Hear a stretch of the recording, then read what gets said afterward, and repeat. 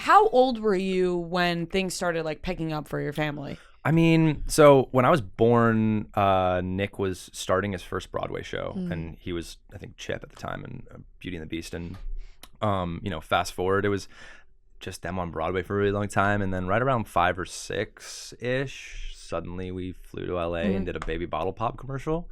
And my parents told me we were moving to LA. And then, a year later, we were doing like Jonas and Camp Rock. And so it Teen Choice Award. Teen Choice Winner. Award. Yes. Yes. So when people were classic. Yes, obviously. I'd like to thank anyone who voted for me and my best friend James. Thank you very much. And I waddle off with something that's 3 times my size. Kiki Palmer's like picking it up to help me. When I'm trying to think of when there was like paparazzi and stuff around. Were you fully aware of what that meant, or were you kind of like, why is everyone taking pictures? But I feel like you were at the age where you must have known what that meant. I mean, I had an idea about it. I had some level of understanding, and it was, as much of it was, such a quick change. It still was a gradual rise. It still went from like Jersey to then like, oh, okay, we're like here now. This is happening, and even so, like, it wasn't as much me. It was more, obviously paparazzi for them. Yeah. I'm just there, the kid being like, this is an uncomfortable situation to be in, but cool. Did you just continue going to school like regularly, or I was at homeschooled at that point. Yeah, I did regular school up until we moved to LA, and then I was homeschooled, and then I went to school for like actors, like in person with like Noah, Miley's little sister, and Madison, Demi's little sister for a little bit. But yeah. So homeschool. Yeah, and then what's life like for you now these days? You live in New York? Yes. Yeah, I live in New York full time. I love it here. It's just the best place on the planet. That it is. But yeah, I just live here, man.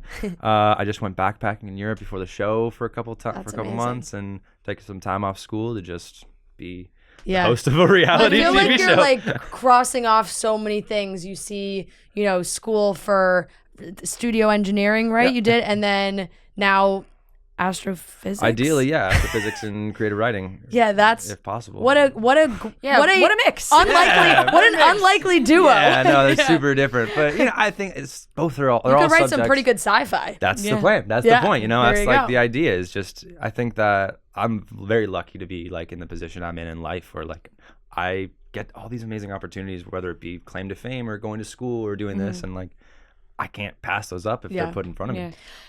Go ahead. Whoa, that was a unison. in tandem. We do that. We do that a lot. Honestly, we both said it, and I bet you we were probably going to go in the same direction. I can't wait to find out which one it is. The last couple years, you have absolutely blown up on TikTok. Okay. And now I feel like one of my favorite things is to watch your TikToks and see all the comments of people who are like, Frankie's the most famous Jonas. He's the best. Who cares about everybody else? Like, this guy is awesome. How has that been? And like, how do you is TikTok so fun for you? I mean, yeah, it was the best. It helped me realize so much that I can be authentically myself, and people can be like, yeah, that's cool and that's great.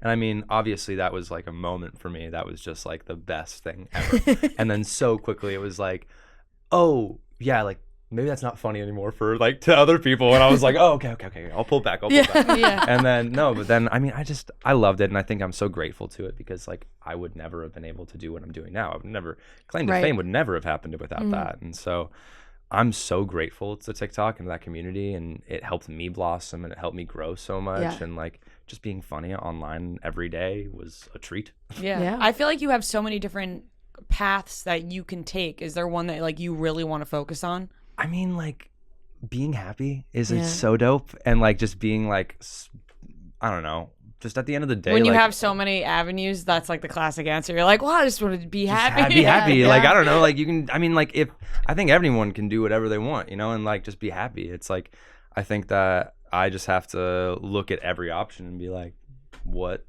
do I want to go from here? Yeah. And how am I going to wake up tomorrow and feel the best about myself? Mm-hmm. New York City is a great place for all of those things.